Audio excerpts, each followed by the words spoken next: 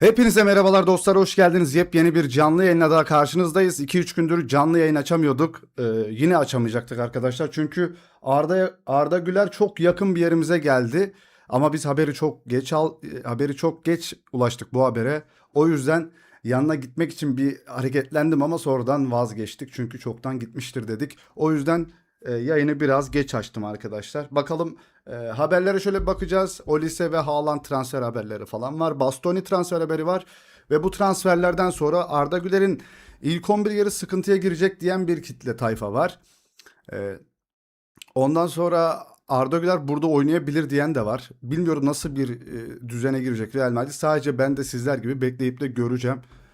Arda Güler şu an hala Antalya'da otelde, büyük ihtimalle Real Madrid'in verdiği bir plan program dahilinde çalışma yapıyordur arkadaşlar. Çünkü sabahları koşuya gidiyor, akşamları da maç yapıyor otelin içerisinde. Bakalım. İyi geceler, hoş geldiniz arkadaşlar. Valla geç de olsa açtım yayını çünkü uzun 2-3 gündür yayın açmıyorduk. Açmam gerekiyordu. O yüzden açayım dedim. Sohbet ederiz hem de şöyle bir haberlere göz atarız diye buradayım. Hoş geldiniz. Sizler de like atarak destek olabilirsiniz tabii ki de. Jose Mourinho ile 5. gün antrenmanı gerçekleşmişti bugün arkadaşlar. Pembe Panter orada. Valla abi adamda öyle bir surat falan var ki yani çözemiyorum abi herifi ya, bilmiyorum.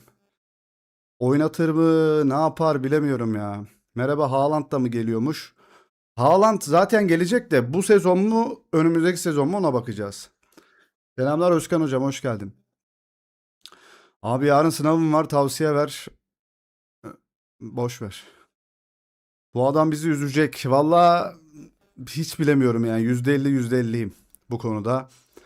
Evet, Gonzalo Garcia antrenmanda bir rövaşata vuruşu, bir vole vuruşu arkadaşlar.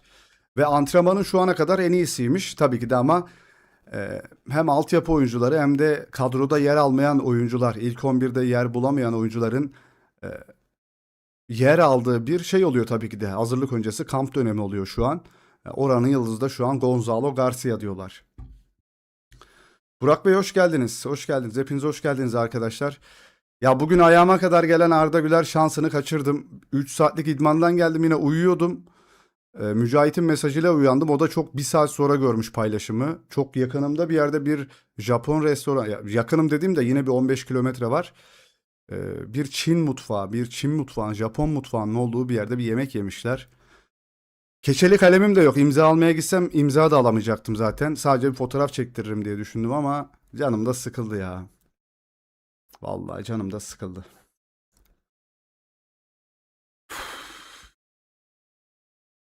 Kushimoto. Kushimoto. Salah Beşiktaş haberini de aldım arkadaşlar. Normalde biliyorsunuz Türkiye Ligi'nden, Süper Lig'den haber almıyoruz ama böyle isimler gelince alıyoruz. Birileri inşallah aracı olur. Valla yanındaki adamlara bile mesaj attım ya.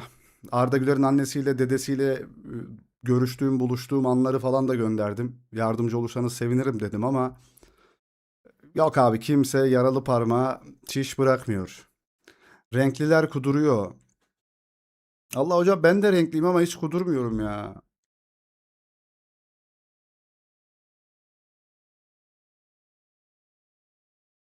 İspanya ile Arjantin arasında oynanacak Dünya Kupası finalini Slavko Vincic yönetecek. Ülkemizde de Fenerbahçe Galatasaray derbisini yönetmiş bir hakem kendisi. Yani yabancı hakem, yabancı hakem, yabancı hakem diye çağrı yapılan dönemde bu hakem gelmişti. Ve tarihin en kötü derbilerinden biri olmuştu bence. Çok tatsız, bir sürekli faul çalan bir adamdı. Bilmiyorum. İyi akşamlar Salih kardeşim. Bünyamin Bey hoş geldiniz. Hoş geldiniz. Keyfim de geçti. Keyfim kaçtı ya. Abi finali kim alır? Vallahi ben İspanya'yı tutuyorum arkadaşlar. Kim alıyorsa alsın. İspanya alırsa sevinmem, kaybederse üzülmem. Yani bana ne? Biz elendik yani sonuç olarak. Vallahi bilmiyorum. Rodri, Messi'yi ceza sahasından uzak tutmamız gerekiyor. Ona karşı daha yakın ve agresif olmalıyız. Çok fazla savunmaya çekilmemeliyiz. Çok doğru. Ee, İngiltere'nin en büyük hatası ne oldu? Golü atmışsın ve çok fazla savunmaya çekildiğin zaman Arjantin orada oynamaya başlıyor ki Arjantin gol yedikten sonra Messi'nin bir surat ifadelerine bakın maçlarda. Bir şey oluyor adama, sanki yeni bir güç yükleniyor ve sonrasında da Gerçekten sahadan siliyor karşı takımı. Dünyanın en iyi iki oyuncusunu, dünyanın en iyi iki oyuncusunu getirdik.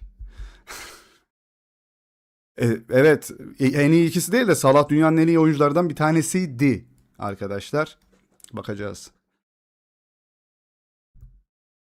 Greenwood da mesela inanılmaz Ronaldinho falan diyorlar Greenwood'a. Bilmiyorum arkadaşlar. Bir yel girmiş var ya sırtıma. Nefes aldırmıyor ya. Öleceğim herhalde ya. Evet Arda Güler yemin ediyorum yanındaki şu sağdaki arkadaş benim kız arkadaşım yani normalde arkadaşım çok fazla egolu birisi olduğu için de mesaj atmadım ona. Müzisyen de o da tabii bir şirket tarafından gönderiliyor bunlar da. Ben de otelde çalıyorum perşembe günleri. Bizi başka otele gönderiyorlar. Ben perşembe günleri sahnede alıyorum arkadaşlar. E, Yazmadım kıza yani. Ama ben zaten buna yazsam bile desem bile kankuş beni de götürün oraya desem bile sigorta girişimin olması lazım bu şirkete. Müzisyen şirketlerin işte otellere gönderen şirketler firmalar oluyor. İmkanı yoktu.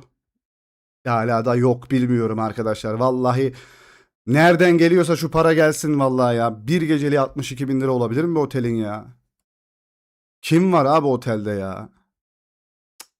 Ester falan mı kalıyor abi otelde? Niye bu kadar pahalı bu otel? Evet Arda yine ya milletle vallahi fotoğraf çektiriyor kafayı yiyeceğim ya. Kıracağım ekranı falan.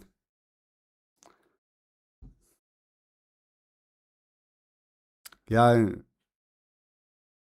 delireceğim ya. Neyse. Takımın stoper ve santrafor ihtiyacı var. 34 yaşında bitik topçu alıyoruz. Türkiye'de futbol varmış gibi neden bahsediyorsunuz? Bak işte TR'ye girince böyle oluyor arkadaşlar. Yani TR'ye Salih benim babamı göndersinler bak. Ne üstüme bir pantolon alabiliyorum ne bir gömlek alabiliyorum.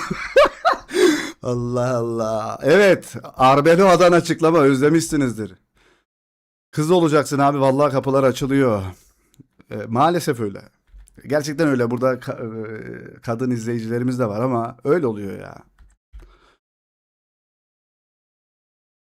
Evet, Alvaro Arbeloa Fulham'daki açılış konuşması nasıl açmış orayı? Dur bakalım. Cesur oyuncular istiyoruz. Kişiliği olan oyuncular istiyorum. Yeteneklerinizi sergilemek için size özgüven vereceğim. Ama çabanız yetenek hiçbir şey ifade etmez. Ama çabasız yetenek hiçbir şey ifade etmez. Tıpkı Mbappe'de olduğu gibi. Yüksek pres yapan bir takım olacağız. Real Madrid gibi olmayacağız. Yoğunlukla oynayan bir takım olacağız.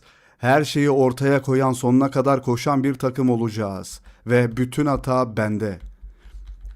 Sınıf başkanı vaatleri gibi. Beşiktaş şu anki haliyle altına şort giymiş takım elbise gibi. Forvet hmm, anlamıyorum. Valla Barbero. Marc Cucurella. Evet sol bekimiz arkadaşlar. Sol bekimiz mi diyeyim artık ne diyeyim. Arda bu kadroda yer bulacak mı? Muammadayım arkadaşlar bilmiyorum. Bir de kendisi cesur olsaydı. Ha, Arbeloş'un. Dünya Kupası'nı kazanırsak ertesi gün Luis de la Fuente'yi arayıp artık beni hesaba katmamasını, buradan sonra milli takımı bıraktığımı söylerim. Bence bir Avrupa Şampiyonası ve bir Dünya Kupası zaferinden sonra daha fazlası istenemez diyor. İyi topçu ama ya bir şey diyeyim mi? Vallahi ilk defa birisine katılacağım neredeyse. Bu turnuvadan dolayı öyle diyorum ama ben de. Normalde genel anlamda Mendes'tir. Kukureya Mendes'ten daha iyi demiş. Burjuva isimli kullanıcımız, izleyicimiz.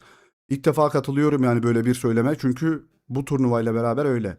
Ama bu turnuvaya göre yargılayacak olursak o zaman Bellingham Ronaldinho'dur yani gibi. Bellingham'ın adam olmadığını ilk sen anlamıştın. Dünya Kupası'nda tüm dünya anladı. Gitmiş Messi'ye diyor ki Ronaldo daha iyi. Salih bugün yaptığın kadro gerçekten harikaydı. Keşke öyle olsa. Yine bir kadro yaparız hocam. İsterseniz burada kalırsanız, benimle birlikte olursanız ve like atarsanız şuna artık. Vallahi bu like atmadığınız için hiçbir şey var. Delirdim artık ya. Vallahi hiçbir şey başaramıyoruz ya. Abi kafayla like attırdım bak. Selam selam Meliöz hoş geldin hocam. Kukureya vallahi inanılmaz ya. Bana niye kafa atıyor? Özür diliyorum. Kukureya komple bir sol bek, defansta iyi. Koy merkez savunmaya orada. Evet evet, inanılmaz ya hocam. Ee, mesela Vinicius Junior mesela savunma yapmıyor ya, o tarafı kapatır ve Vinicius Junior'un şeyini ne diyeyim sana, şeyini azaltabilir ya, defosunu kapatabilir. Arda solda oynadığı dönemlerde de hiç arkasına bakmasın, oynasın, inanılmaz ya. Haberlere çıkmaya çalışıyor yeni deli YouTuber. Of. Evet, Kukureya ya, şu üstteki de çok güzel değil mi ya? Arkadaşlar bunun orta segmenti 3.000 lira. Alınır mı ya? Bilemiyorum. Oğlum Real Madrid forması, turuncu forma 2.200 liraya düşmüş. Ne diyorsunuz? Yapılır mı turuncu portakal? Fabrizio Romano, Zinedine Zidane Fransa'nın bir sonraki teknik direktörü olacak. Kasım ayından beri hiç şüphe yoktu çünkü net bir karar verilmişti. Ben bu haberi ta kıştan beri söylüyorum. Ee, hatta Arbeloa gideceği dönem şey diyorlardı. Ya Zidane gelsin oğlum Zidane şeyle anlaştı. Fransa ile milli takımla anlaştı dediydim. Ve haberde zaten onaylandı. Kaç gün önce onaylandı. Zidane zaten ekibini düzenledi ve belgeler bu ay resmi olarak imzalanacak. Fransa'yı Uluslar Ligi, Euro 2028 ve 2030 Dünya Kupası'na taşıyacak. Zinedine Zidane yine orada. Beşiktaş Muhammed Salah ile anlaşma sağladı. 10 milyon euro maaş. Çok iyi. Bonuslarla beraber toplam yıllık 12 milyon euro. 1 artı 1 yıllık 24 milyon euro kazanıp gidecek Beşiktaş'tan. Umarım katkı sağlar. İnanılmaz bir kariyer arkadaşlar. Kariyer olarak bakarsanız inanılmaz.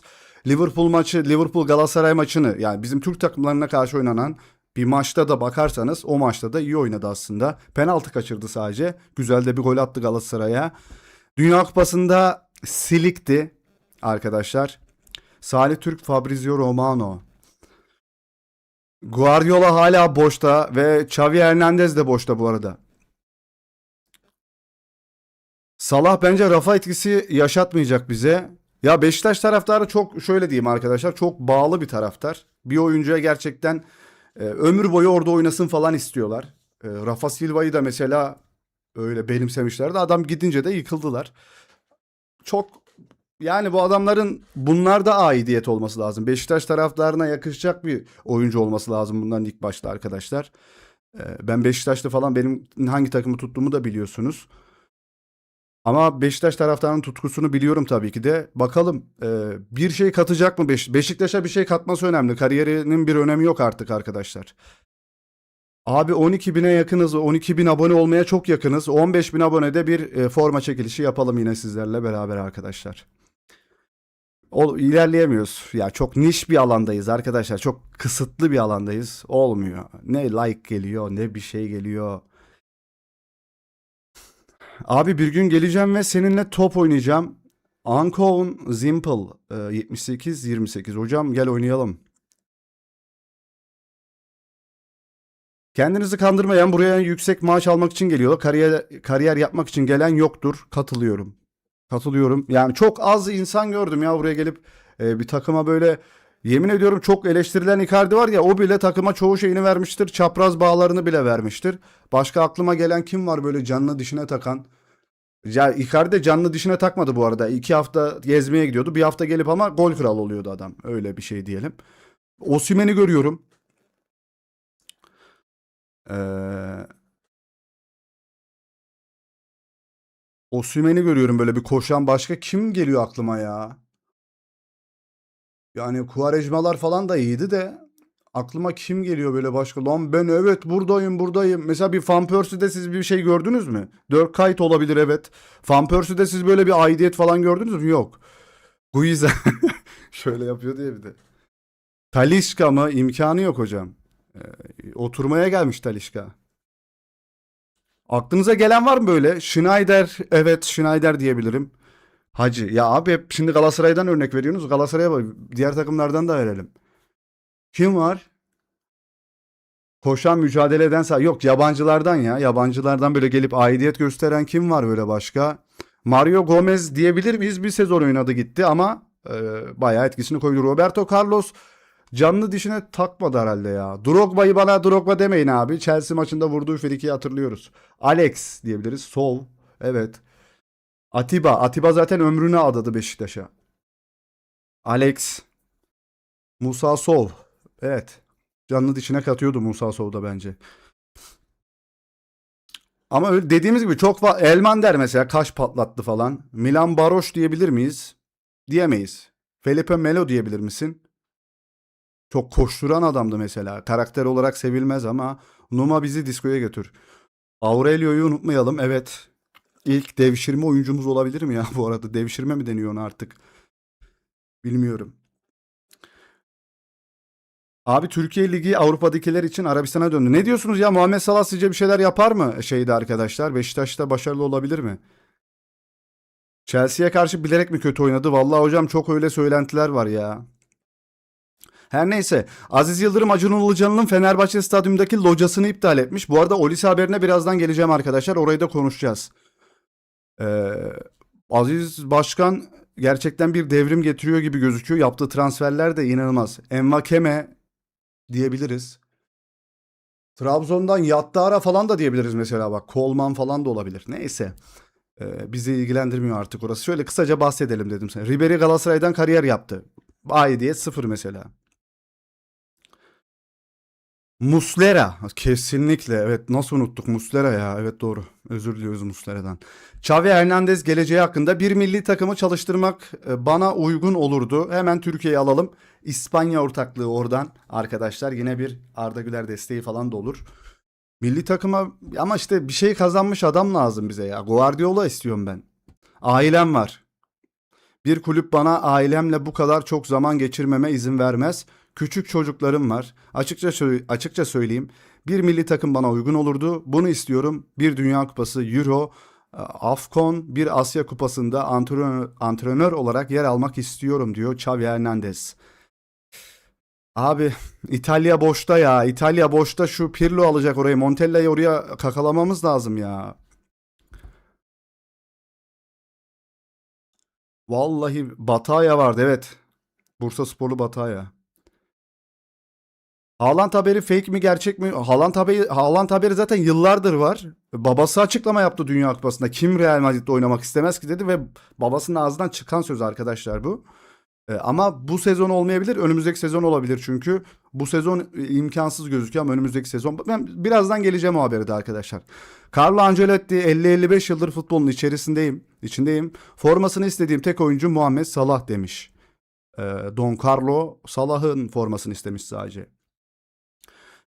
Mbappe Mbappe out. Haaland in. Öyle değil de sanırım Vini ile yollar ayrılıyor arkadaşlar. Montella Roma'yı sever bence bizden sonra Roma'ya uğrar. Ya hocam İtalya Ligi diyorum. İtalya milli takımı boşta. Gidiver oraya. İtalyanı bir kurtar bak. Dünya Kupası'na gidemediler. Evet bugün Arda Güler'in o Japon restorantına gittiği Antalya'daki yer burası.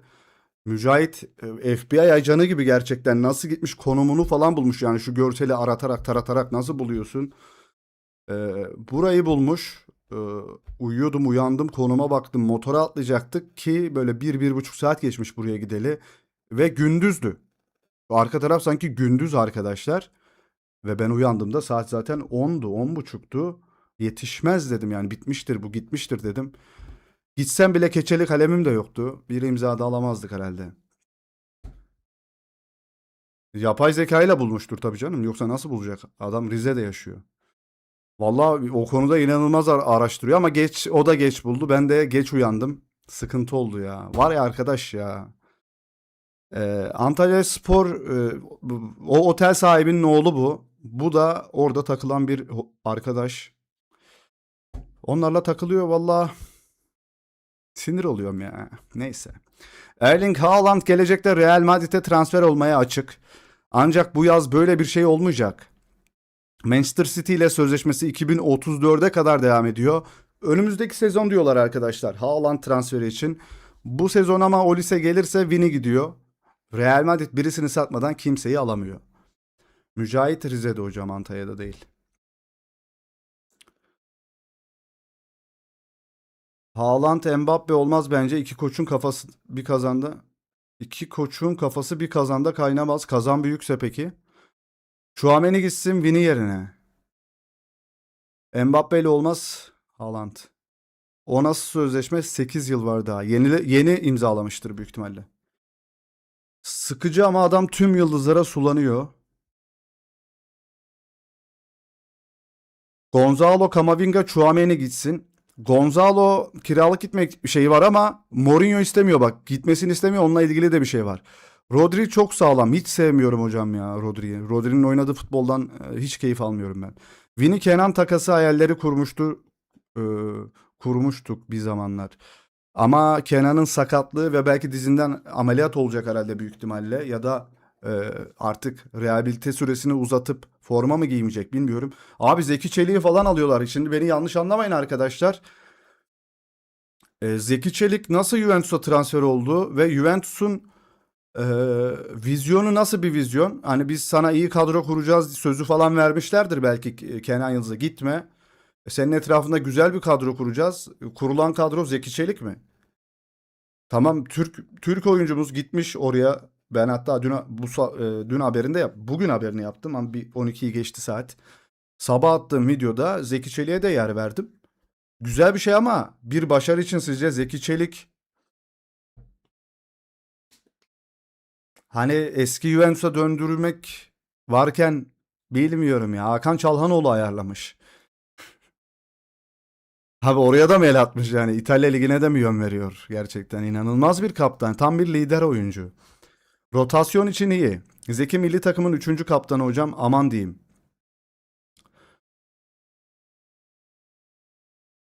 Pep Guardiola Neymar ile çalışmayı gerçekten çok isterdim. En büyük ukdelerimden biri onunla hiç çalışamamış olmak diyor. Neymar'la çalışmayı çok istemiş Guardiola. Anne çalışacaksın Neymar'la ya. Ya tamam velet git buradan. Tamam tamam sen en çok yakınsın artık. Tamam git buradan. O Crocs'larını yırtarım. Oraya gelir o Crocs terliklerini parçalarım senin. Ayağınızda 10 bin liralık terlik. Geceliği 82 binlik otel.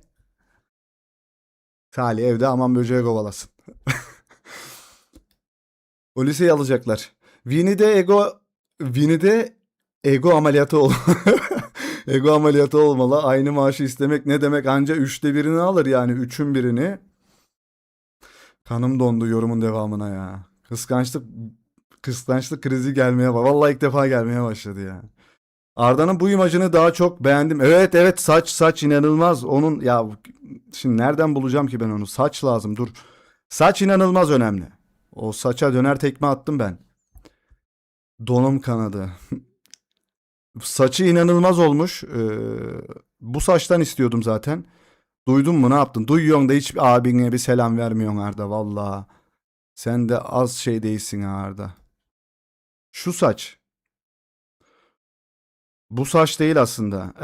Daha böyle bir fotoğraf vardı. Nerede o? O saç bu saç mı? Hemen bulacağım. Sanırım şu saçtı.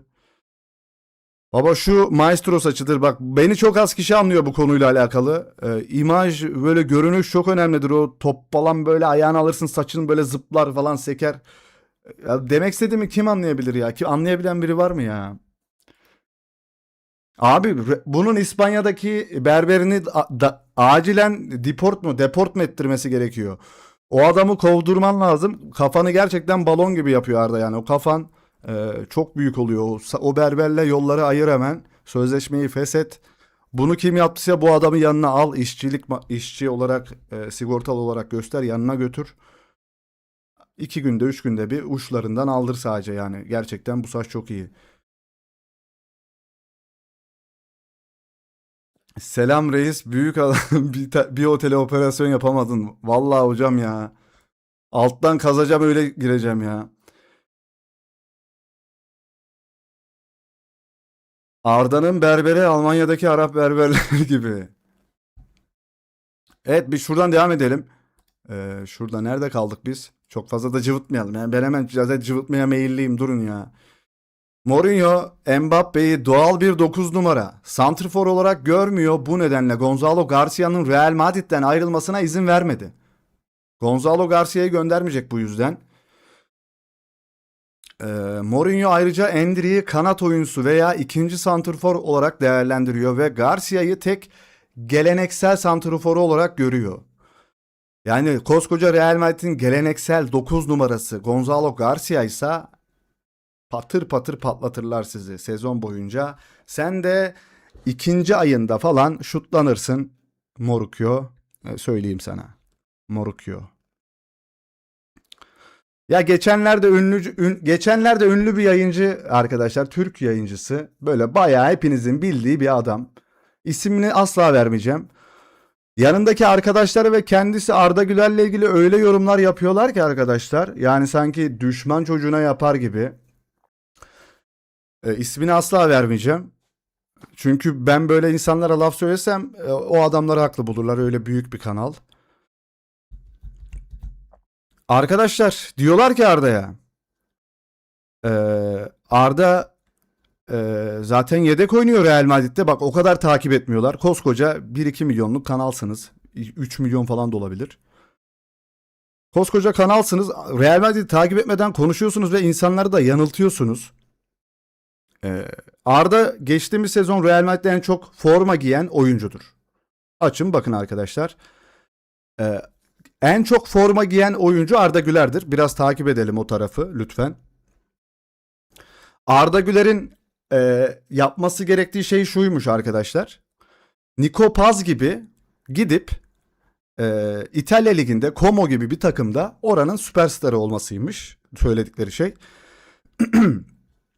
Ondan sonra başka ne diyorlardı tam aklımda değil. Bu bayağı 3-4 gün oluyor bu olalı videoyu gördüm. Yani Mücahit attı bana videoyu, kanım dondu. Ondan sonra ne dediler? Arda bu yeni sezonda forma şansı bulamazmış. Babasının acilen şu an bir bir karar vermesi gerekiyorlarmış ve Arda'nın kariyer içinde çok önemliymiş. Bir sonraki takımı kötü seçerlerse Başakşehir'miş bir sonraki yeri. Bak bunu koskoca bir adam söylüyor. Ve millet oturup bu adamı izliyor. Bu adamı 1-2 milyon 3 milyon kişi takip ediyor. Çok garip. Çok garip arkadaşlar. Yani nasıl bunu yapabilirsiniz ya arkadaşlar? Ya nasıl bunu yapabilirler? Nasıl bunu söyleyebilirler? Yok hocam öyle Ahmet Çakar falan değil. Futbolla alakası olmayan. Aslında kanalı futbol üzerine ama çok çok kötü, çok kötü bir söylem yani. Yani bunu nasıl söylediler ve yanındaki o genç çocuklar da yani tahminimce yaşları 22-23 yaşındaki çocukları da yayınına alıyor. O insanlar da arkadaşlar çok garip garip yorumlar yapıyorlar.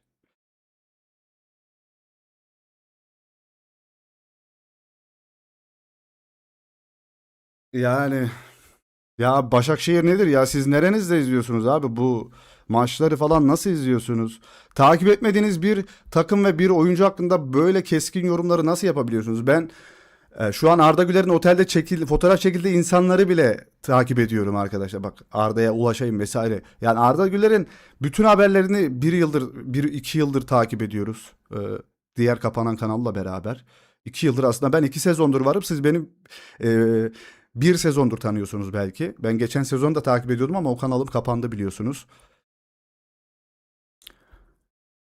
Yani böyle büyük kanalların bu çocuğa böyle söylemde bulunması bizim çapımız belli arkadaşlar. Ben şimdi oraya bir laf söylesem gelir gelir bir sürü şey söylerler bana. Ben haksız olurum falan. Anladınız mı? O yüzden isim falan da vermiyorum. Kim olduğunu biliyorsunuzdur ama çok garip yani hoşuma gitmedi. Asla da desteklemem bundan sonra. Asla da izlemem ve zaten ya neyse. Neyse içimde kalsın. Evet, biz devam edelim arkadaşlar. Yine biz savunmaya devam edeceğiz. Başakşehir'e de gitse savunacağız ya. Savunalım ya. Vallahi savunalım. Başakşehir'de oynayacakmış. Eğer babası Ümit abi yani iyi bir sonraki takımını seçmesi gerekiyormuş Arda'nın şu an. Hiç Real Madrid kampına bile katılmaması gerekiyormuş. Bir sonraki takımı iyi seçemezlerse eyvah eyvah. Başakşehir Arda falan diyorlar. Eh, Prim kasıyor derler. Evet evet ben hiçbir şey demiyorum arkadaşlar. Bir illaki önünüzde falan bir yerde çıkar. Bakarsınız. Yani 3-4 kişi oturmuşsunuz. Koca koca adamlar. Garip ya. Ulan bu adamın geçen sezon siz ne yaptığını biliyor musunuz ya? Ulan bu sezonun sonunda Puşkaş'ı alacak çocuk. Göreceksiniz. Şampiyonlar Ligi'nde en çok kilit pas atan oyuncu vesaire. Delireceğim ya. Hangisini sayayım? Şampiyonlar Ligi'nde Bayern Münih attığı goldeki 5-6 rekor var. 2 golde 5-6 rekor. Ee, Ondan sonra ayın oyuncusu rekorları, ayın oyuncusu ödülleri, yılın en iyi genç oyuncusu vesaire. La Liga'da en uzak mesafeden atılan gol. La Liga yılın en iyi golü seçildi mesela. Yani hem de en uzak mesafeden atılan gol tarihe girdi. Ve Puşkaş'ı da alır büyük ihtimalle. Ama gel gelelim milyonluk kanallar izlemeden bunu şeyler de yapıyor. Diğer büyük eski futbolcular var ya yayıncı olan şu an. Onlar da yapıyor. Ya Arda işte Real Madrid'de inanılmaz ya geldiğinden beri çok değer görüyor. Hiç de değer falan görmüyor. Ya bilmeden bak kimisi ters hiç doğrusunu eleştiren yok arkadaşlar. Ama işte yani bizim şeyimiz niş kalıyor. Yani burada biz çapımız şöyle küçücük kalıyor. O adam Süper Lig'den de bahsettiği için takipçileri falan kasıyorlar. Onlar ne derse haklı oluyorlar. Neyse bu kadar. Ah bacağıma kramp girdi. Erling Haaland sosyal medyada Haaland Girl olarak tanınan ve kendisine benzerliğiyle gündem Allah bacağıma kramp girdi. Gündem olan fenomenle buluştu. Haaland X2. Şey değil mi bu arada? Fark etmez yani. UEFA Infantino'nun yeniden FIFA başkanı seçilmesini istemiyor. Bu yüzden karşısına güçlü bir aday arıyor. Mundo Deportivo arkadaşlar haberi yapanlar. Bunlar. Julian Alvarez de aday galiba. Yok. Yılın golüne mi? Puşkaş gelir mi?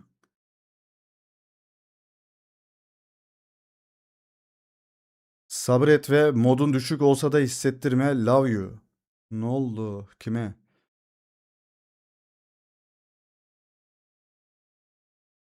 Kaç maçını izledi acaba?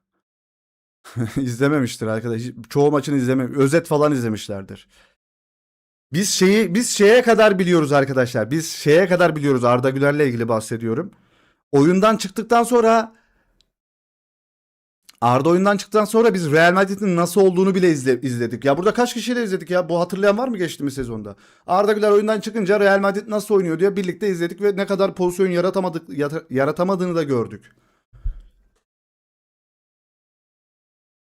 Ünlü topçulara pozitif ayrımcılık yapan başkan olmaz olsun. Ünlü topçulara değil, tek topçuya hocam.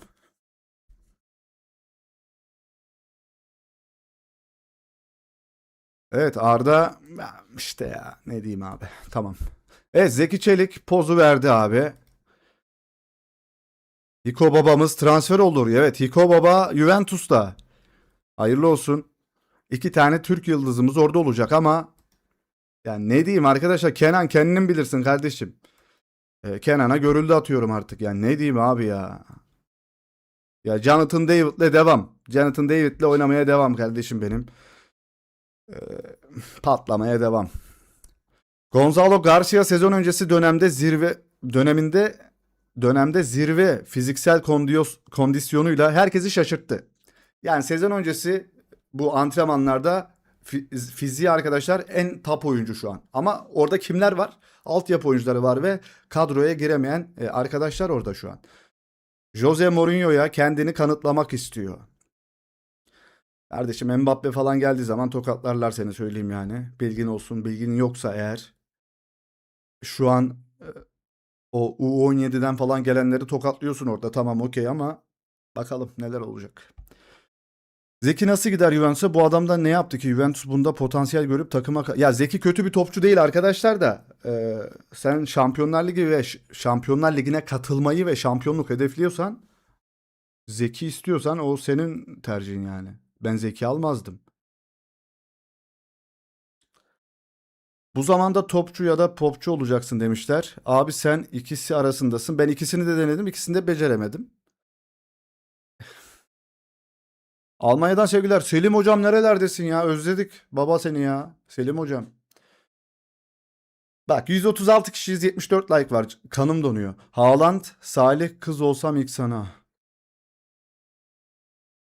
Zeki düz adam ya standart kart gibi. Emre Mor da inşallah Nek Nimegen'le Şampiyonlar Ligi'ne katılabilir bu sene. Nek Nimegen nasıl bir isim bunu ya? Nek Nimegen şey değil mi? Hollanda takımı da Şampiyonlar Ligi'ne mi katılıyor onlar bu sezon? Olmuyor değil işte olur.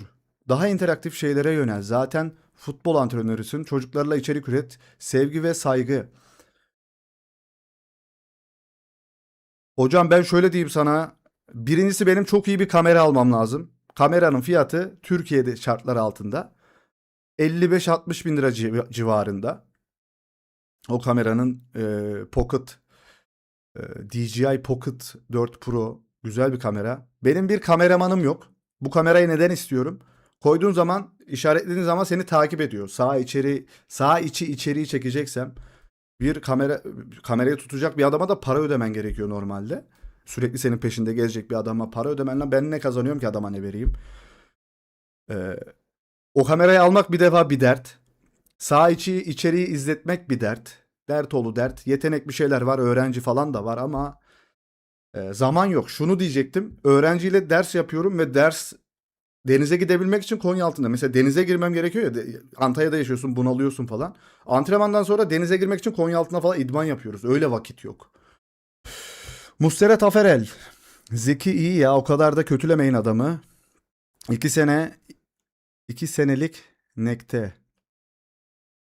Bu arada orada deneme antrenmanına çıkıyordu Emre Mor. Orayla anlaştı mı bilmiyorum. Oyuncu orayla anlaştı mı? Ne oldu bilmiyorum. Emre Mor disiplinli olsaydı efsane olurdu. Emre Mor benim en büyük hayal kırıklığımdır arkadaşlar. Ona çok güveniyordum ben. Bir de Muhammed Demirci vardı. O da çok iyiydi ya. Muhammed Demirci, Beşiktaş. Aileler de problem olabiliyor. Aileler hiçbir şey demiyor ya. Öğrenci hatta çek diyor. Oğlumu çek diyor. Selamlar iyi yayınlarsa. Yok zaten o çekeceğim şey bireysel dersler olur. Takım antrenmanını çekemem ya. Kim uğraşacak onunla? Selamlar Erdem hocam hoş geldin. 2 senelik kadrosuna kattılar. Güzel. Avrupa'da oynasın abi.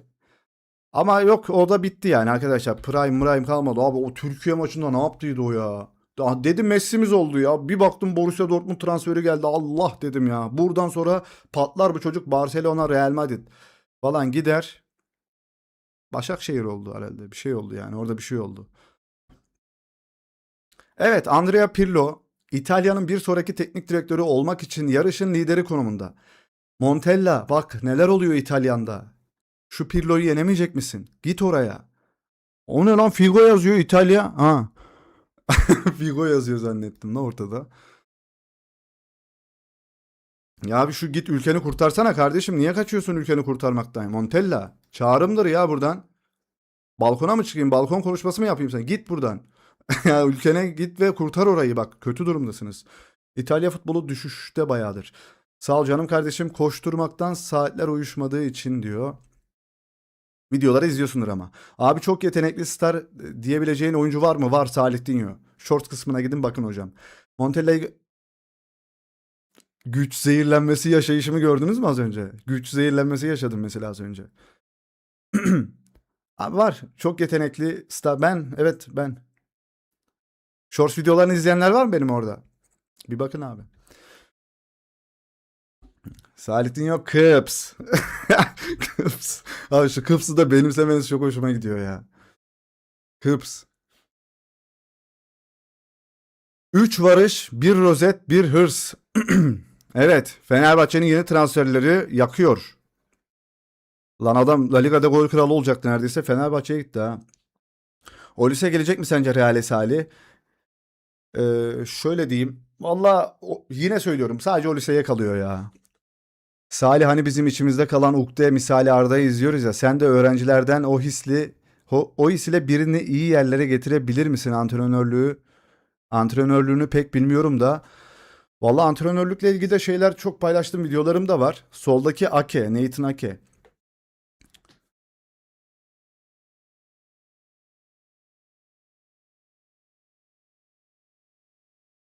Salih Arda niye bu kadar fazla tatil yapıyor? Sanki iyi bir dünya şampiyonası geçirdi. Hocam yani bir hafta Arda Güler 10 gündür falan tatilde. Koskoca sezon düşünsenize Real Madrid gibi büyük bir seviyede oynamışsınız. 10 gün sadece 10-12 gün tatil yapmışsınız. Bence çok az bir süre. Arkadaşlar Ve Amerika'ya falan da gitti yani milli takımla. Sonuç olarak orada kaç hafta kalındı? 3 hafta kalındı değil mi? Belki 20 gün 25 gün kalındı neredeyse. Buradan Almanya'ya da selamlar olsun. Oradan izleyen dostlara da. Salah kesin mi? Kesin hocam. Ee, Antrenman yapıp hala zargana gibi. Arkadaşlar bir dinlensin ya. Koskoca sezon. Siz şuradan bakkala gidip geldiğiniz zaman 3 gün evde yatıyorsunuz. Yapmayın, gözünüzü seveyim. Aziz Başkan geldi ve kaliteye bakar mısın? Salih GSL olarak endişen var mı bu yıl için? Ben her zaman söyledim abi, tam saygı duyulacak bir rakip kendisi Aziz Yıldırım. Yemin ediyorum bak.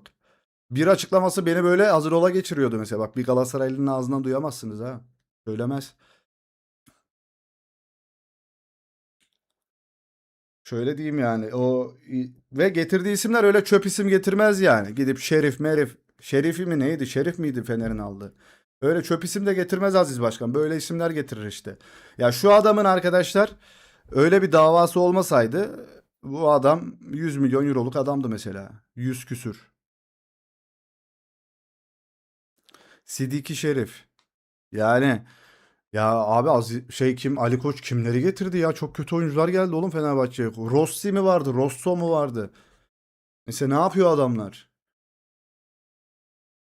Salih Aziz Başkan'a yükseliyor. Ne diyor, bak Fenerbahçe'ye bak, getiriyorum bak o herkesi bak. Ya Avdacım, Salih'i otele aldım sana, çocuk ya o ya. Çocuk neler yapıyor bak. Avda! Avda orada patlıyor değil mi? Benzia, Yasir Benzia değil mi? Yasir miydi? Futbol otoritelerine göre 2026 Ballon d'Or oylamasında Lionel Messi en favori konumda. Keçi 9. Ballon d'Or'u hak ediyor mu? Abicim, bu Ballon d'Or'u Avrupa'da böyle oynayanlara verilmiyor muydu? Ben mi yanlış biliyorum Ballon d'Or'u ya? Avdayı ben almam, Avdayı bak. Salih Yıldırım. Abi, Vargentina. Ballon d'Or boş artık. İspanya kazanırsa Yamal'a falan vermesin bunlar. Verirler valla. Amerika'da MLS'te oynayan birine Ballon d'Or verilmesin ya.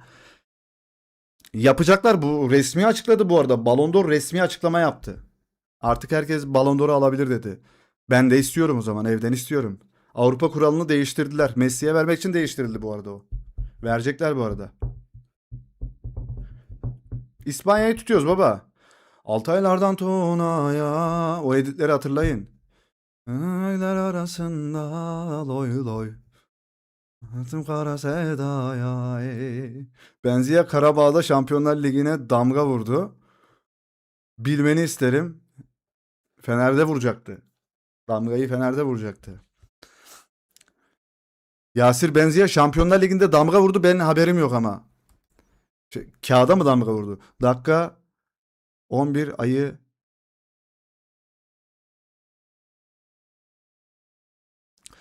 Aymeric Laporte son maçlarda bizi çok şaşırtan, göz yumulan hareketler gördüğümüz doğru. Özellikle de sert müdahalelerde bulunan Arjantin ile ilgili. Bu durum özellikle böylesine büyük turnuvada futbolda kabul edilmemeli. Çünkü sizi değersizleştirebilir ve sinirlendirebilir. Oğlum nasıl konuşuyorsun? Nasıl kelimeler kullanıyorsun? Dilim ağzıma kaçacak şimdi ya.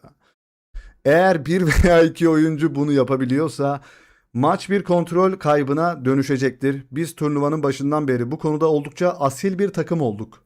Rakibe vuran ya da çılgınca fauller yapan bir takımımız yok. Final maçında da yapmamız gereken bu olduğunu düşünüyorum. Ancak sonucun büyük ölçüde hakem yönetimine bağlı olacağı da bir gerçek diyor.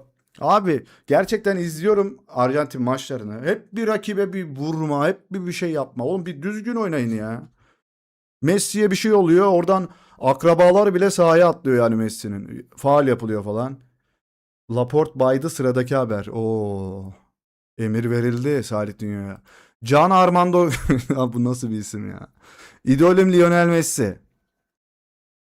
Tamam kanka.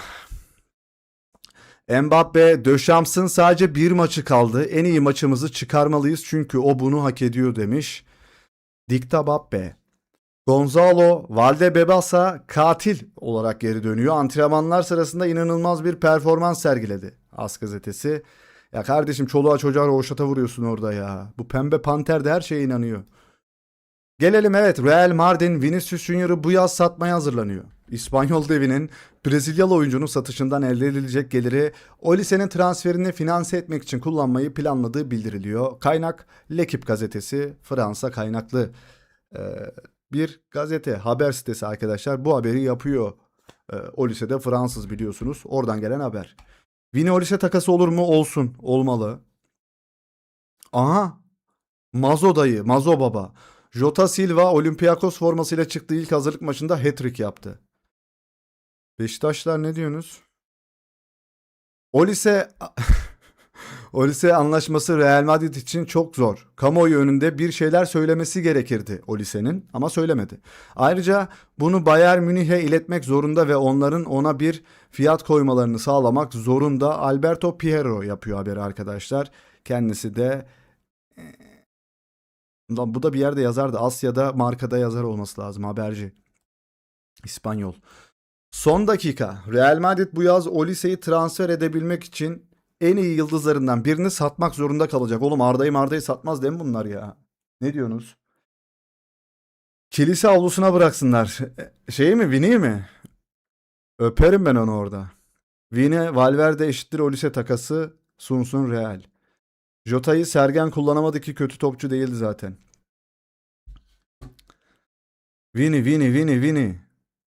Arda'ya muhtaçlar. Evet, Arda gibi bir oyun kurucu, kilit pas atan, game changer bir oyuncu yok. Hiç çoğu takımda yok arkadaşlar. Arsenal'da bile yok bu. Aynen öyle. Arda'nın işte bu yüzden önemi. Arkada da bir gözü var derler ya arkadaşlar.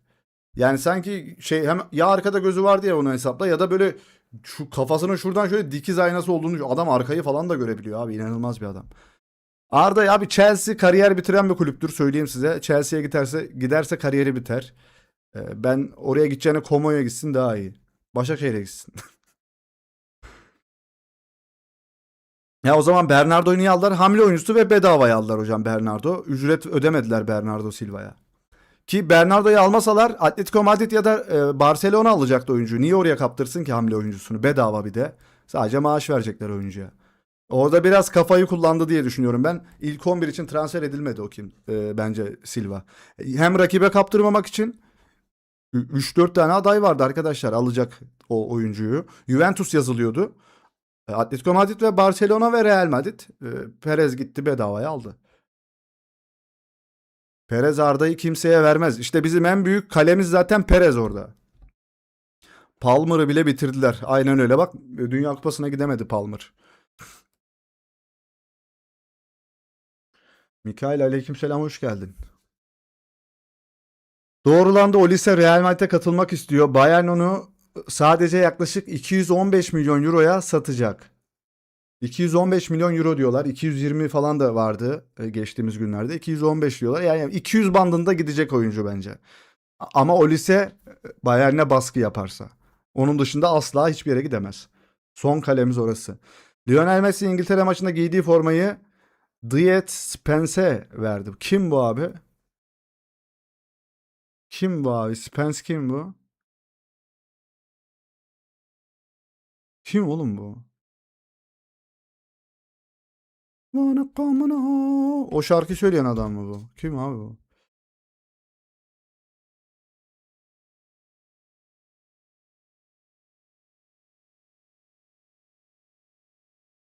To Tottenham'ın İngiltere milli takımdaki oyuncu mu? Sol bek oynayan herif. O herif iyi oynuyordu ha bu arada. Ha, ayağına evet, oğlum bu adam ne güzel oynuyor lan. Ben ismini bilmiyorum bu çocuğun da, mesela çok iyi oynadı bu herif maçta. Bir şey diyeyim mi? Çok iyi çocuk bu. Nerede oynuyor? Tottenham'da mı oynuyor bu? Tottenham'ın oyuncusuymuş herhalde. Çok iyi topçu ama bu arada fena topçu. Vallahi fena topçu. İsmini bilmiyordum mesela bak. Ona gitmiş forma. Almış formayı. Ama bence Messi senin formanı da alma. Sen de Messi'ye verseydin, yani ona karşı bence iyi oynadı ya. Evet, mesela o golden önce faul vardı bu arada. Katılıyorum. Neymar'ın transfer rekorunu kırabilecek topçu var mı şu an? Neymar kaça gitti ki? 220'ye mi gitti? Adı neydi? Şey hocam. Diet Spence. Diyet diye mi okunuyor? Faul vardı, evet, ayağına bastı. Mesela var orada, niye uyarmadı golden sonra? Çok garip ya. Çok garip arkadaşlar ya. Göz göre göre bir şeyler oluyor ya. Aynı bizim lige döndü ha. Juventus'ta artık iki temsilcimiz var. Iko Baba ve Kenan Yıldız orada. Ya abi şu takım niye bu kadar kalitesiz bir takım ya? Juventus ya. Koskoca Juventus ya. Fabrizio Romano. Son dakika Atletico Madrid CEO'su Miguel Angel Gil. Julian Alvarez'in bu yaz ayrılmayacağını söylüyor. Konumum net. Kulübün konumu net. Bu oyuncuya, temsilcilerine ve Barcelona başkanına bildirdik. Alvarez için dünyanın Alvarez için dünyanın en doğru yeri Atletico Madrid'dir ve Atletico Madrid için mükemmel bir santrafordur kendisi diyor. Bundan hiç şüphem yok. Onu tutmak istiyoruz. Yakın zamanda başkanın Atletico Madrid'e yaptığı teklifin sınırsız olmadığını söylediğini duydum. Tek cevabım bizim cevabımızın sınırsız olduğu. Yani siz istediğiniz kadar isteyin ya da sınırlı bir şekilde isteyin. Bizim sınırsız bir şekilde hayır diyoruz buna diyorlar. Onu devretmek istemiyoruz. 100 milyon euroluk bir teklifi kabul etmedik ve 150 milyon euroluk ve hatta 200 milyon euroluk bir teklifi de kabul etmeyeceğiz diyor. Real Madrid 100 milyon teklif etmişti biliyorsunuz. Orada Perez ortalığı karıştırmaya çalıştı biraz. Oyuncunun değerini yükseltti. Barcelona'nın parasını bitirmeye çalıştı. Ama fena forvet ya. Ne gol attı oğlum, o kime attıydı onu ya? Kime attıydı lan o golü? 90 astı ya. Unuttum maçı kime attığını. Arda diyor buradan gol atılır mı diyordu ya ona. Ya buradan gol mü atılır? Salih Olise İspanya'da başarılı olamaz. Ee, imzamı atıyorum. Böyle diyenler de var. İspanya maçında mesela oynayamadı. Oğlum Fransa ile kim oynadıydı lan? Fransa İspanya ile oynadı değil mi? Vallahi ben Dünya Kupası bende bitiyor ya. Dünya Kupası hemen kayboluyor benim kafada. İspanya ile Fransa oynadı ve İspanya maçında yoktu Olise. Ruh gibiydi. Cape Verde'nin golü daha güzeldi Alvarez'in golünden. Evet, o fenaydı, Trabzonlu oyuncunun attığı gol. Paris Saint-Germain maçında da kötüydü Olise. Evet. Salih, belki en haklı yorumun Kenan Yıldız ayrıl yüksel yorumudur. Ya Arsenal istedi. Resmi olarak istedi bu arada Arsenal. Arkadaşlar 100 falan verdi, vermedi Juventus. Arsenal'da falan patlardı yani. İzlerdik, Arsenal'ı da takip ederdik. Ben izliyorum Juventus maçını, yayın açtım birkaç kez, uyuduk yayında yani. Çok kötü. B12 eksik sende. Ben de bayağı bir sürü şey. B12, 13, 14, 15, 20'ye kadar gidiyordur benim B'ler. Hepsi eksiktir. Polise. Zeki Çelik'in kariyer yolculuğu. Karacabey Belediye, İstanbulspor, Lille, Roma, Juventus. Allah herkese şöyle bir yükseliş nasip eylesin ya. Bu nasıl bir...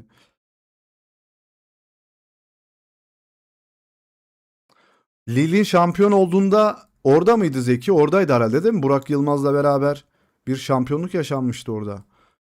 Sanırım beraberlerdi. Evet, beraberlerdi herhalde. Sana yazdım, ben canlı yayına geç geldim ve başa sardım. Modunu düşürme. Eski mesajlarıma bakabiliyorsan lütfen bak, modumu niye düşüreyim ya?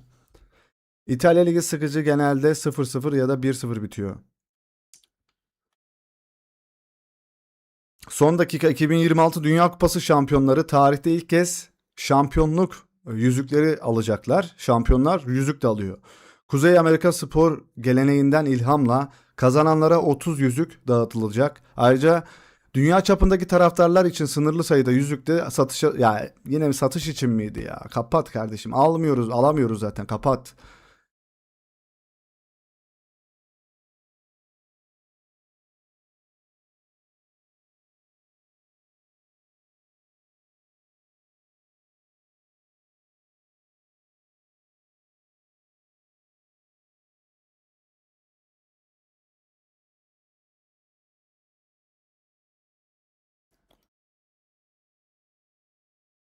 NBA'deki gibi yüzük verecekler. İspanya kazansın. İspanya'yı tutuyoruz. Muhabir kariyerin bir video oyunu gibi. İngiltere'ye karşı hiç oynamadın. Onlara karşı oynuyorsun. Yeniyorsun ve seviye atlıyorsun. Ta ki finale ulaşana kadar, ta ki seni sevene kadar. Yani sırada ne varsa. Lionel Messi oyunu geçen Dünya Kupası'nda da oyunu geçen Dünya Kupası'nda bitirdim diyor gülerek. Ben oyunu zaten bitirdim diyor. Burada takılıyor mu diyor yani. Karizmatik çocuk seni.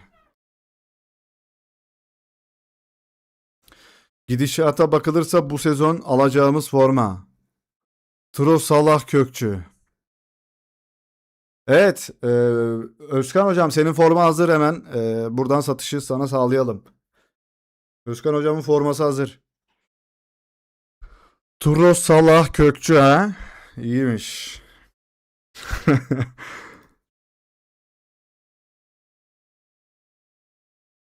İspanya bölüm sonu canavarı takım oyunuyla ya Arjantin'e gol attıktan sonra geriye yaslanan kaybediyor arkadaşlar. Yapma. Orkun nerede? Bellingham İngiltere'den birkaç adamın dün gece bu ne ya? Bu yemek firması mı? Oradan mı paylaşmışlar? Bir şey diyor. Ha, Kansas City. Okey. Şu mekan burayı paylaşmış. Milli takım oyuncuları burada yemek yemişler. Açıkta halka arz olmuşlar burada. Gordon burada. Şu defans oyuncusu orada. Uzun defans. Henderson orada. Bellingham. Bunlar tanımıyorum. Bunlar kim ya? Zabıtaya bak sen.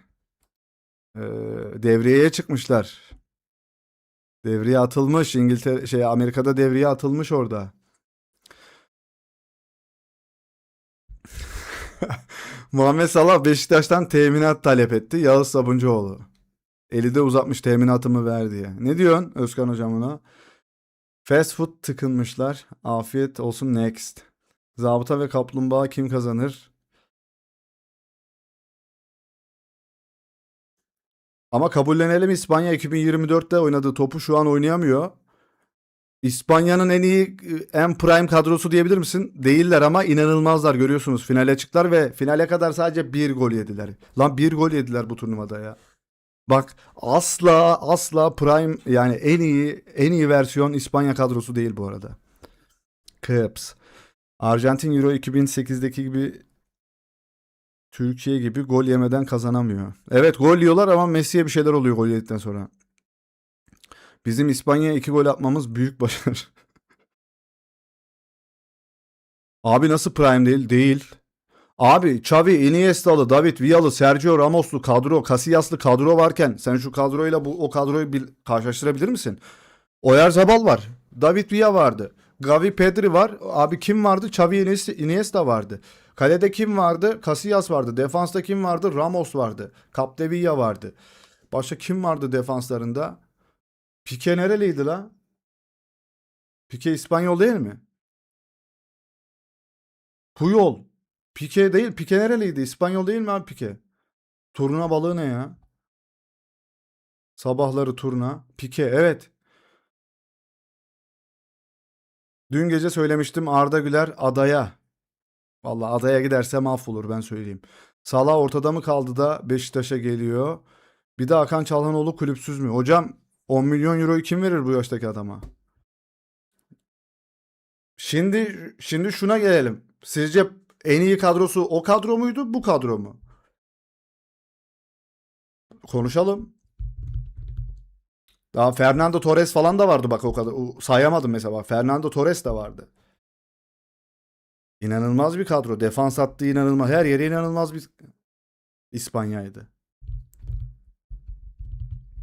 Fransa'nın kadrosu çok daha iyi İspanya'dan ama takım oyunuyla kazanıyorlar. Çok doğru. Prime o kadrodur arkadaşlar. Tartışmaya kapalı bence hatta. Hayır ben tüm zamanların prime kadrosu o kadro diyorum.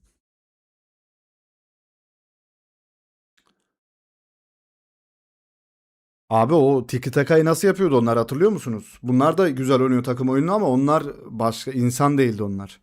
Zaten dünya şampiyonu da oldular. Euro'yu da aldı o kadro. Bunlar Euro'yu aldı. Dünya Kupası'nda final oynuyorlar. Ama iki takım karşı karşıya gelse bence o kadro yener bu kadroyu. O kadro 2002 Brezilya ile yarışır kesinlikle katılıyorum. Kim demiş onu? Bilal Çakmak. Son dakika Infantino 2027'de FIFA başkanı olarak yeniden seçilmeye hazırlanıyor. 211 federasyondan 200'ün desteğini aldı. İyi para dağıtıyorsunuz kendi aranızda herhalde ya. Rodri Dünya Kupası'nın başında medyadan oynamamam gerektiğini duydum. Kendime güvenim tam. Turnuvadaki gelişimimden ve ayrıca takımdan çok memnunum diyor. Keslant, eski takım arkadaşına yaptığın hareketi biliyorsun senin. Sevmiyorum oğlum seni. İnanılmaz.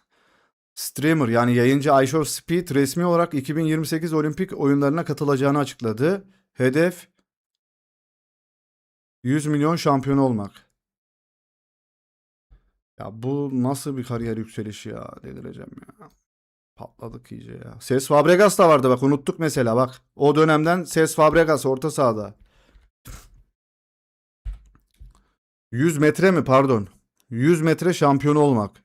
Koşucu olacakmış. Kimin adına koşuyor bu? Amerika'ya mı? Amerika adına mı?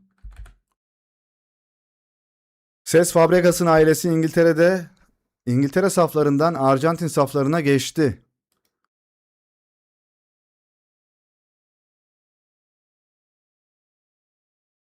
Niye böyle bir şey yaptılar? Oğlum İspanya ile oynamıyor bunlar. Fabregas İspanyol değil mi abi? Ne oluyor bunlara?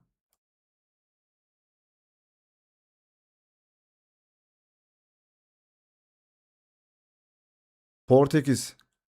Koşusu iyi ama tekniği yok. Bir tane adam var ya, kaslı bir adam, işte yüzünü yıkıyor, buza sokuyor. O adamı yendiydi mesela koşuda. Eşi Arjantinlidir belki. Abi eşin Arjantinli olabilir. Ama kendi giymemiş zaten. Burada da İngiltere giymemiş. Niye İspanya hiç yok? Ya Fabregas, her yere oynuyorsun ha.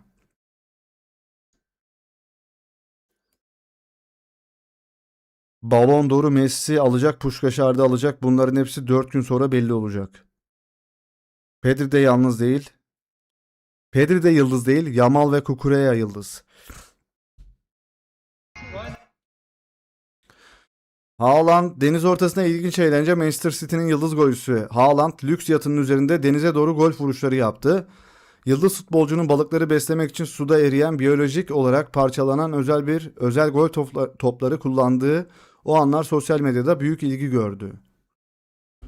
Zenginin eğlencesi de başkala. Allah.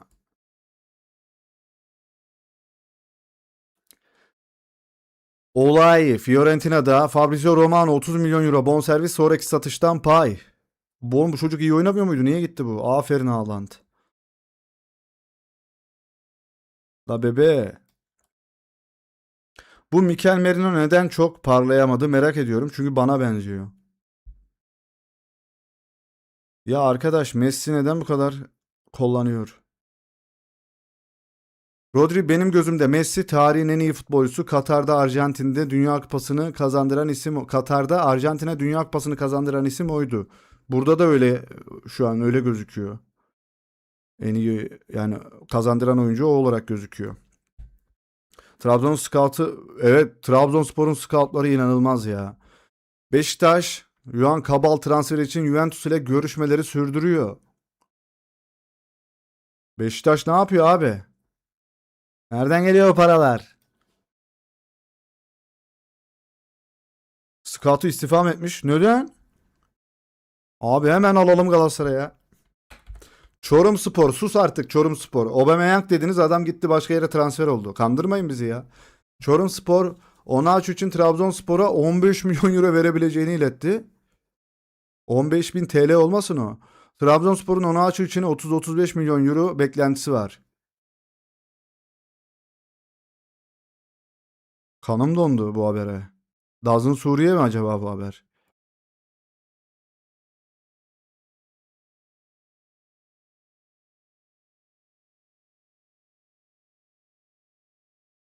YouTube diye birisi yazı yazmış. Herkese hayırlı akşamlar. Uzun zamandır abone sayısı yerinde sayıyor. Sizden ricam kendiniz abone olmanız, olanları da tanıdıklarına tavsiye etmesini sizden istihram ediyorum demiş.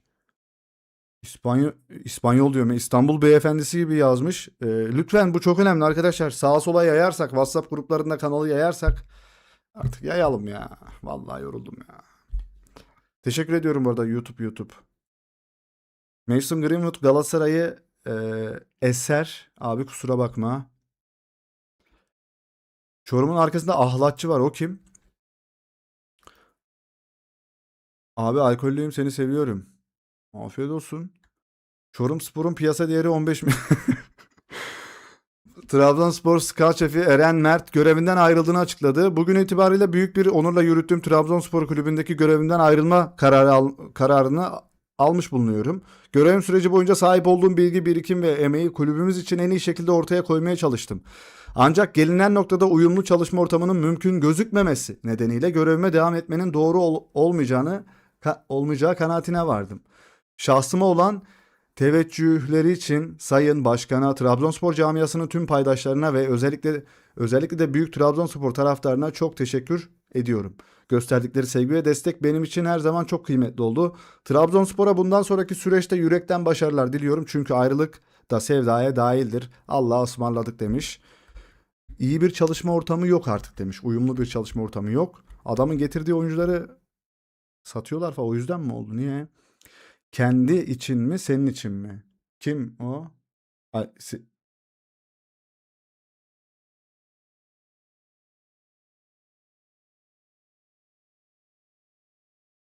Abi kulüpler nasıl batsın? Kulüpler batar mı? Bizim kulüpler boş batağında hala deli gibi para harcıyor. Nasıl batmıyorlar? Evet, bu haberi okumuştuk yayının başında.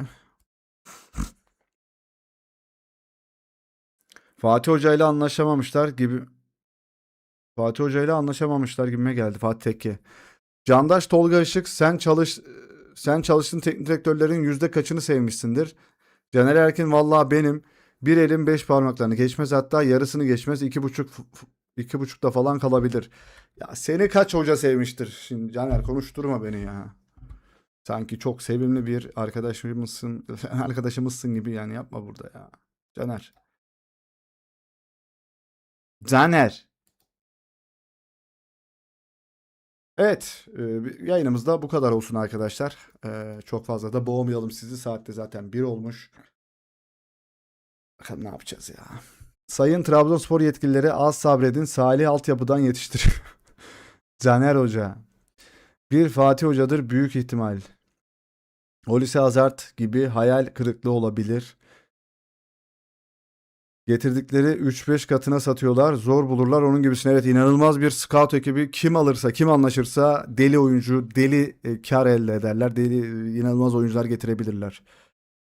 Senin canın niye sıkkın bugün Salih'im? Vallahi hocam, gidecek dibimize kadar gelmiş, Arda gidemedik ya. Bugün yine bir restoranta çıktılar dışarıda. Çok geç haberimiz oldu. Gidebilirdik ya. Vallahi gidebilirdik. Başaramadık. Bir de canım sıkın diye çok yoruldum ya. Antrenmandan gelir gelmez bayılmışım. Üstümü bile değiştiremeden pat diye yıkılmışım. Galatasaray genç oyunculara şans vermiyor ki, alsa ne değişecek? O da doğru. Ya Galatasaray'da bizim ligde öyle bir şey olmuyor. Marka kanal, vallahi ben yazacaktım. Caner evlat olsa sevilmez demiş. Arda gitmeden bir buluşsan süper olacak. Vallahi hocam çok zor. Yani otele giriş imkansız ya. Böyle şeyler kovalarsan olmaz. Akışına bırak bence. Ya burada diye kovalıyorum. Yoksa kovaladığım bir şey değildi yani. Dibimize kadar gelmiş. Buradan gittiği zaman tabii ki de böyle bir şey kovalamayacağız. Kovalayamayız çünkü.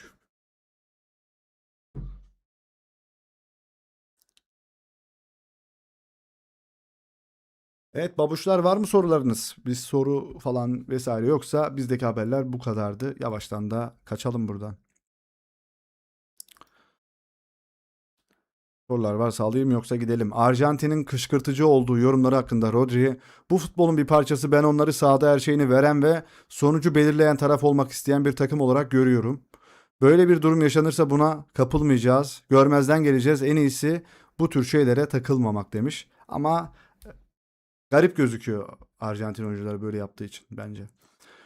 Sen iyi adamsın abi. Sizler de öylesiniz hocam. Eyvallah, sağ olun. Seni davet etse olmuyor mu? Çok güzel oluyor. Oluyor ama beni tanımıyordur bile arkadaşlar. Biz diyoruz ya, izliyordur mu diyor. Yok, izlemiyordur bence. Dua edin arkadaşlar. YKS sonuçları 3-4 gün sonra açıklanacak. İnşallah iyi sıralamalar gelir. Allah herkesin gönlündeki gibi nasip etsin o sıralamalarda da. Hayırlısı neyse olsun bu arada en başta. Bakalım. Arda ne durumda? Arda sabahları koşu yapıyor, akşamları da o otelde maç yapıyor arkadaşlar. Ve otele dün Hakimi falan da geldi. Paris Saint-Germain oyuncusu, Fas'ın oyuncusu. Öyle. Aslında Real Madrid ona şey vermiştir. Aa bak gitti işte restoranın şefi. Bir Japon mutfağına gitti dedik. Delireceğim. Dibimde ya Lara'da yani şuradan 15 dakika motorla benim motorla 20 dakikada 20 dakikayı da bulabilir. Çok geç haberimiz oldu. Gidebilir. Lan keçeli kalemim yok bir de. Keçeli kalem inse imza alamazdım ya. Arda sende yok mu oğlum kalem ya? Falan derdim yanına gitseydim. Sushi zamanı. Bernardo Silva'yı göremedik. Tatilde o da.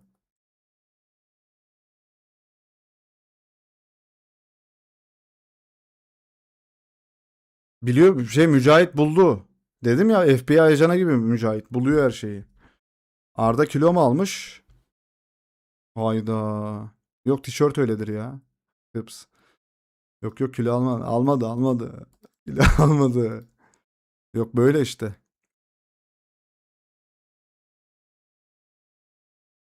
Normal ya ideal fizik.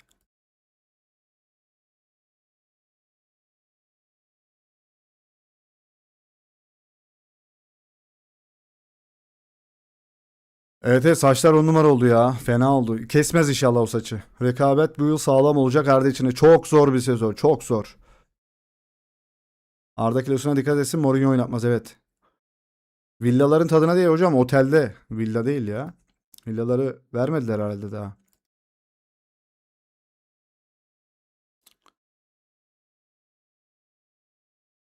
Bu ne? Kız kim? Müşteridir hocam oradan.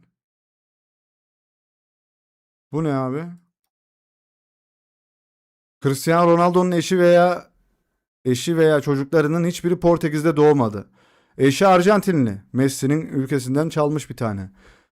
Oğlu Junior asla futbola yeteneği olmayan çocuk. Amerika doğumlu, Amerika doğumlu, Amerika doğumlu, İspanya doğumlu. United. İngiltere mi la bura nere? United Kingdom doğumlu. Tek Portekizli Ronaldo. Güzel pasaportlar evet. Evet evet güzel pasaport bunlar evet. Hayatlar kurtulmuş. Evet evet.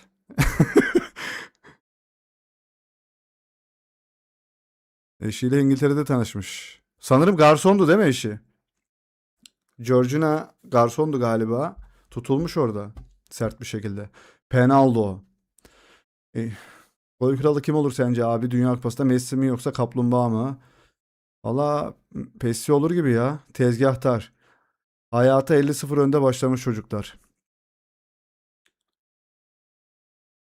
Bu kadar istiyorsun Arda'yla buluşmayı. İnşallah senin sayfana üye olur. Zaman zaman yayınlarına katılır. Bu sayede büyürsün inşallah. Çok zor hocam ya. Ha, iyi düşünelim, iyi çekelim de. Bizden haberi olsa beni net çağırırdı ya. Bir şey derdi yani.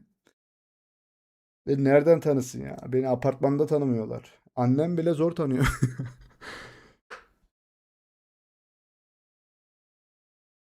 Nerede doğarsa hocam hele uçakta doğarsan o geçtiğin güzergahların hepsinden şey alıyorsun. Ee, Vatandaşlık alabiliyor değil mi? Uçakta doğdun, patladın uçakta bir anda.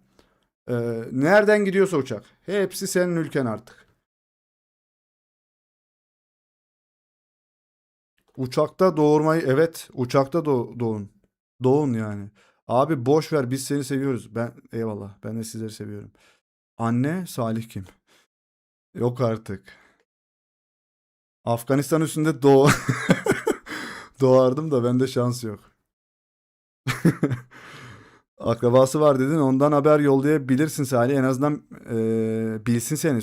Çocuğa söyledim zaten yazdım da bunu benden isteme dedi. Ben sana imzalı formasını göndereceğim ama bunu benden isteme yapamam dedi. Ben de tamam dedim çocuğu darlamadım yani. Patladın dedin ya beni patlattı. Hani kıps. Uçakta patladık.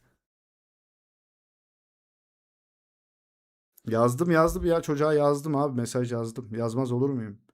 Ama her şeyde de çocuğa yazmak istemiyorum. Engeller bizi yani böyle yaparsak. Eyvallah dedim. Formayı bekliyoruz dedim. Nasip ya belki İspanya gidip orada. Ama dibimize kadar gelmişken de bir top oynamamız vardı ya. Yok abi, o hava yolları ücretsiz bilet veriyor ömür boyu. Hayır ya, ben orada doğduğun ülkelerden şey alabiliyorsun. Vize vesaire problemi yaşamıyorsun diye biliyorum. Var mı bu konuda bu konu hakkında bilgisi olan var mı? Kim bilir, belli mi olur? Ailesiyle fotoğrafım var. Tek eksik kendisi. Sen dedesine söyleseydin, torun beni arasın deseydin keşke. Mustafa'ya dedim, onu orada yanındaki arkadaşına dedim de yapamayız dedi ya. Dedesine gazoz ısmarladık Arda'nın ya. Niğde gazozu içtik adamla oturup. Ama ve lakin öyle olmuyor. Uçakta İspanya'da doğacakken burun farkıyla Cebeli Tarık'a işte, evet gibi yani. Benim şansım mesela Soner. Hayattaki şansım mesela. Ben Madrid'e gittiğimde Arda Fenerbahçe'de oynuyordu. Sen Madrid'e nasıl gittin? Niye gittin hocam? Ben de umudunu kesme abi, mutlaka görüşmek nasip olacak inşallah. Arda ve Mastantuono'yu yetiştirmek için Real Madrid de çok iyi olurdu. Böyle bir haber yapmış Defense Central. Arda ve Mastantuono'yu yetiştirmek için Rodri. Abi Rodri bir kendisini bence yetiştirsin, geliştirsin ya. Ben Rodri'nin oynadığı futboldan hoşlanan var mı? Ne alaka abi? Rodri gelsin, Arda'dan ders alsın. Orta saha nasıl olunur diye. Çok kötü. Çok kötü. Böyle haberlere Rodri Ballon d'Or'u torpille alan bir adam yani orada. Doğukan İspanya'da yaşamıyor ya. Doğukan İspanya'da yaşıyorsun da niye bize söylemiyorsun? Gelelim mi yanına? Evrene olumsuz mesajlar göndermeyelim please. Bugünden yarına çok şey değişebilir. 777, 777 adayla beraberiz. Yeşil pasaportla gittim. O zaman ailede memur mu oluyordu? Ne oluyordu? Hemşire mi? Doktor mu oluyordu? Evet babalar, o zaman gidelim ya. 7 7 7 7. Hocam gidelim. Geceniz güzel olsun babalar. Sağ olun dinlediğiniz için, sohbetiniz için de teşekkür ederiz. Bakalım. Her şeyin hayırlısı olsun arkadaşlar, hepimiz için. Bu sınav sonuçlarını bekleyen için, bizim için, Arda için, herkes için her şey güzel olsun. Güzel dileklerimizi gönderelim. Tamam abi, iyi geceler, iyi geceler, iyi geceler. Mesut Özil gibi Mourinho değerini bilir umarım inşallah. Son linkler demiş. Ya bunu söyledikten sonra son linkler deyince herkes gidiyor. Gidince de kimse kalmıyor. Dur gitmeyin. Son linkmiş. FIFA Başkanı Infantino'dan ABD Başkanı Donald Trump'a bu Dünya Kupası siz olmadan böylesine inanılmaz bir başarıya ulaşamaz. Baba ya, yalama şeyi mi burası ya?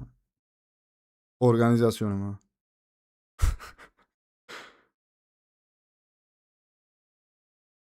Abi şu Yamal'mış ya. Gerçekten inanılmaz.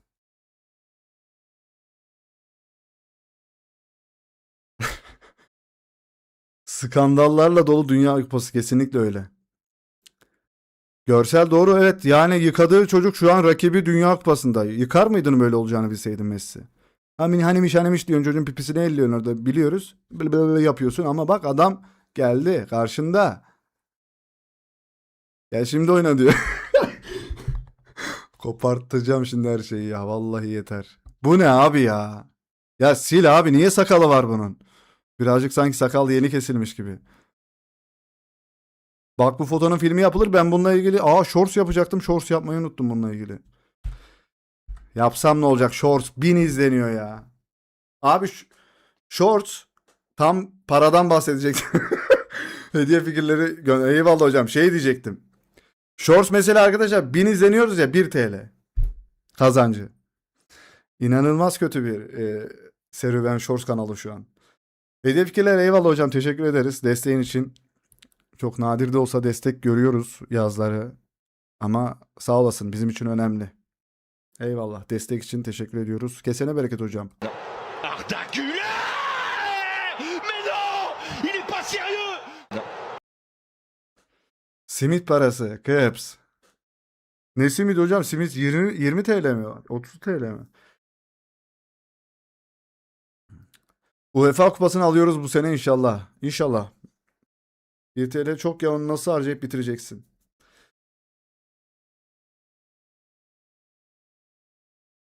Bakalım hayırlısı ya.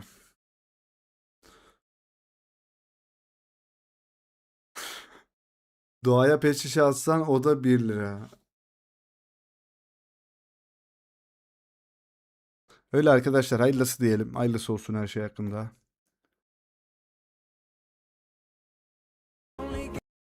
Messi gerçekten de büyütmelerine yardım ettiği çocuklara karşı bir Dünya Kupası finali oynamak üzere. Yamal'ı büyüttü. Kubarsi'yi büyütmüş. Olmo'yu büyütmüş. Bu kim abi? De Gea mı? Kim bu abi? Bunu bilmiyorum. Ee, Gavi. Hepsine karşı Dünya Kupası'nda. Vay lan. Altyapıdaki çocuklar Messi'ye karşı şimdi. Barça altyapısındaki bebeler.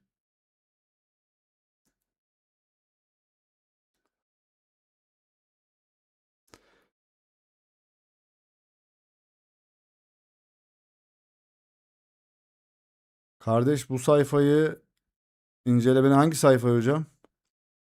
Link atıyorsan link gözükmüyor, haberin olsun. Link attım, büyük ihtimalle link gözükmez. Acayip bir şey, evet. Abi İrfa, Messi, Aski nedir ya?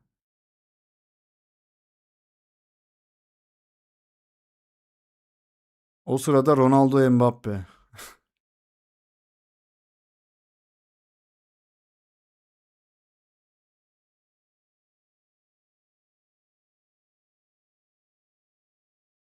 Link gözükmüyor hocam. Link çünkü chatte yasak. Direkt otomatik siliyor şeyi. Tamam. Evet arkadaşlar, bir yayının daha sonuna geldik. Sonraki yayınlarda görüşmek üzere. Sonraki videolarda görüşmek üzere. Artık yarın herhalde öğlen video atarım. Sabahları atıyordum. 7 gibi atıyordum. Hafta içi. Şimdi hafta sonu, yarın cumartesi olduğu için kalkınca izlersiniz herhalde diye düşünüyorum arkadaşlar. Oradan videoya da destek bekliyorum. Videolara da destek bekliyorum arkadaşlar. Çok düştü videolarımız. Yarın Diktatör Zabıta'yı yenecek. Evet, 2 maç var. Yarın değil ya, pazar günü. Yani evet, doğru, şu an aslında yarın olmuş oluyor. Ben belki maçı izlemeyebilirim ya, bilmiyorum. O sırada Ronaldo, Emre Mor. Endrick ne yapacak bilmiyorum hocam. Like atıldı mı? Attım %85. Evet attım %15. 92 oy. Tamam hocam. Tamam, bayağı yaptınız, tamam. Yeterli. Üçüncülük maçı. O da 12'de herhalde. Değil mi? 12'de diye biliyorum.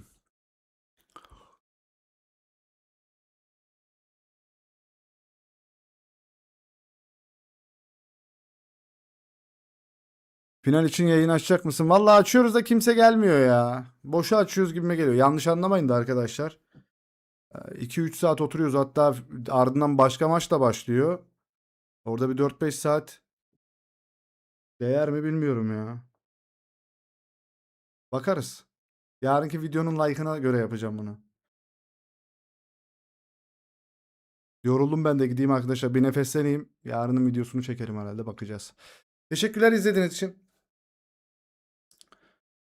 Maç sonu geliriz. Vallahi bilemiyorum.